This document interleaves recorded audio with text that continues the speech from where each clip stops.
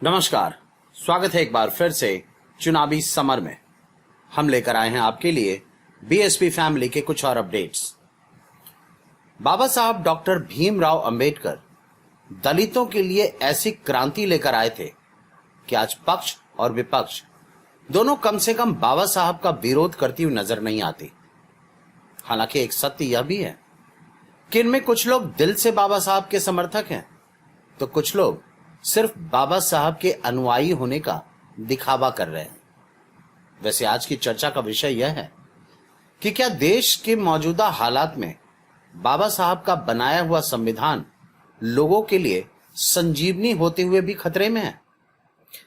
जैसा कि हम जानते हैं कि बाबा साहब ने देश के संविधान को इस तरह से लिखा था कि यहां कोई भी शासक कभी तानाशाह नहीं बन सकता, लेकिन जानकारी के अभाव में जनता सरकार का खुकर विरोध नहीं कर पाती। वैसे मोदी सरकार ने देश में सीएए को लागू कर दिया है और सरकार एनपीआर लागू करने की तैयारी में है। वहीं इसके बाद एनआरसी भी लाया जाएगा।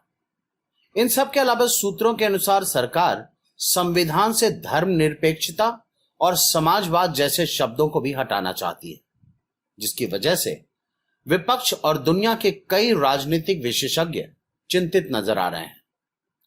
हालांकि अगर सिर्फ विपक्ष कहता कि सीएए, एनपीआर और एनआरसी के द्वारा मोदी सरकार दलितों और मुसलमानों के खिलाफ षड्यंत्र रच रही है, तो शायद लोगों को लगता कि विपक्ष सिर्फ राजनीति के कारण ऐसा कह रही है।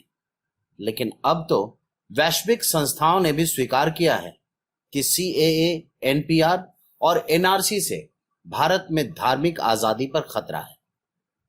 यानी कि कहीं ना कहीं यह साबित हो गया कि मोदी सरकार बाबा साहब के संविधान की बलि चढ़ाने की तैयारी में है, जिसकी वजह से राजरत्न अंबेडकर और मायावती अक्सर सीएए, एनपीआर और एनआरसी के खिलाफ आवाज बुलंद करते नजर आते हैं।